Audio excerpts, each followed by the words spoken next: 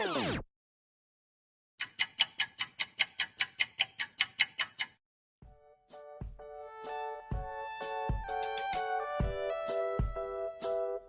adik-adik kelas 12 SMA Negeri 6 Semarang.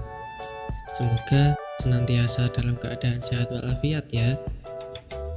Pada pertemuan kali ini, saya akan berbagi sedikit pengetahuan mengenai sosial budaya pada awal kemerdekaan. Pasca proklamasi kemerdekaan, banyak terjadi perubahan sosial yang ada di dalam kehidupan masyarakat Indonesia. Dikarenakan sebelum kemerdekaan diproklamirkan, di dalam kehidupan bangsa Indonesia ini telah terjadi diskriminasi rasial dengan membagi kelas-kelas masyarakat.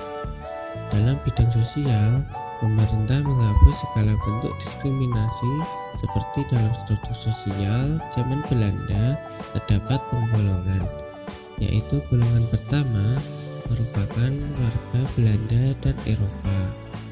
Golongan kedua merupakan golongan timur asing.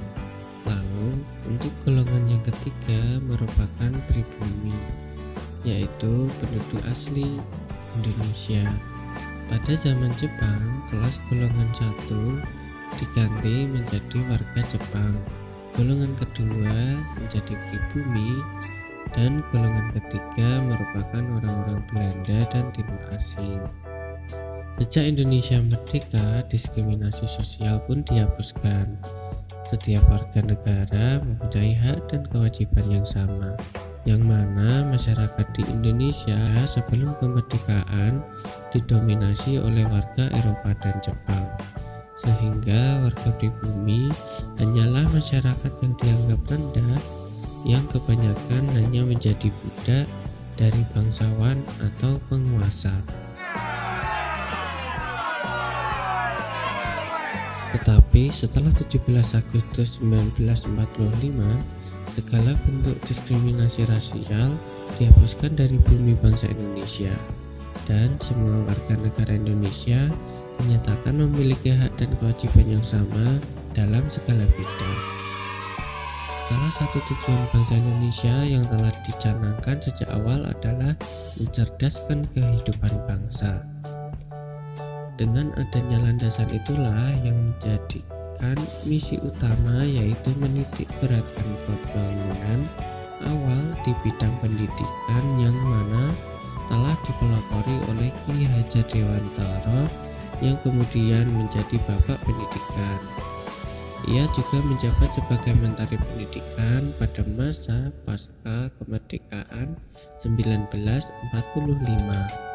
Dalam bidang pendidikan, Menteri Pengajaran Ki Hajar Dewantara menginstruksikan pengibaran bendera merah putih di setiap kantor, mewajibkan menyanyikan lagu Indonesia Raya dalam setiap upacara resmi, wajib menyampaikan semangat kebangsaan kepada generasi penerus, serta melarang pengibaran bendera Jepang, menyanyikan lagu kebangsaan Jepang, dan menghapus pelajaran bahasa Jepang.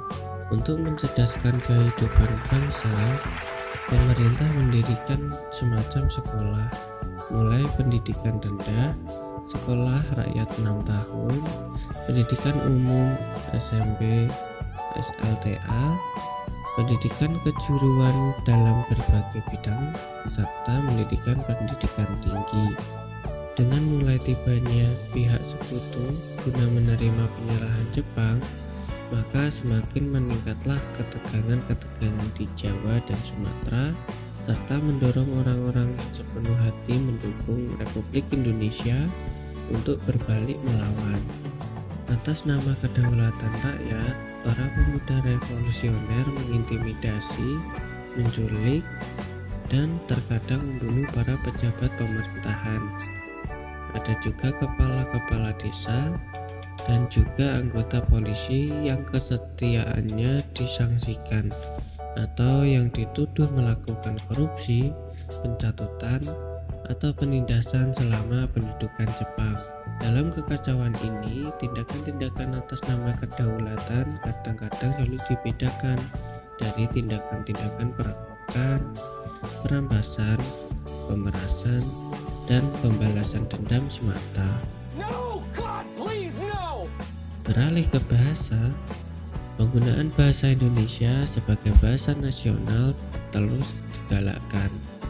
Dalam bidang sastra, lahir angkatan 45 yang dipelopori oleh Chairil Anwar dan Idrus. Dalam seni musik, lahir komponis-komponis berbakat yang menciptakan lagu-lagu bertema nasionalisme dengan tujuan untuk menanamkan semangat kebangsaan dan menghilangkan rasa rendah diri sebagai bangsa yang merdeka. Komponis-komponis tersebut diantaranya Ismail Marzuki dengan karyanya Gagah Perwira, Gugur Bunga, Indonesia Pusaka, dan lain sebagainya. Kemudian terdapat Kornel Simanjuntak dengan karyanya yaitu Teguh Kukuh Berlapis Baja, Maju Indonesia, Tanah Tumpah Darahku, dan lain sebagainya. Seni lukis juga berkembang dengan dipelopori oleh Sujoyono, Agus Joyosumita, Rusli, Sumarjo, Avandi, Basuki Abdullah, dan masih banyak lagi. Seni drama dari film dipelopori oleh Dr. Buyung, Usmar Ismail, Jamaluddin Malik, Suryo Sumanto, Jayo Kusumo, dan masih banyak lagi. Kemudian berkembang pula media komunikasi, terutama surat kabar dengan lahirnya Persatuan Wartawan Indonesia pada tanggal 9 Februari 1946 dengan Bapak Sumanang sebagai ketuanya. Kemudian pada tanggal 8 Juni 1946 dibentuklah Serikat Penerbit Surat Kabar. Nah, itu tadi sekilas informasi mengenai keadaan sosial budaya pada awal kemerdekaan Indonesia. Terus belajar sejarah ya untuk mengetahui berbagai peristiwa menarik lainnya yang terjadi di masa lalu. Orang biasa belajar dari pengalaman, tapi orang cerdas belajar dari sejarah.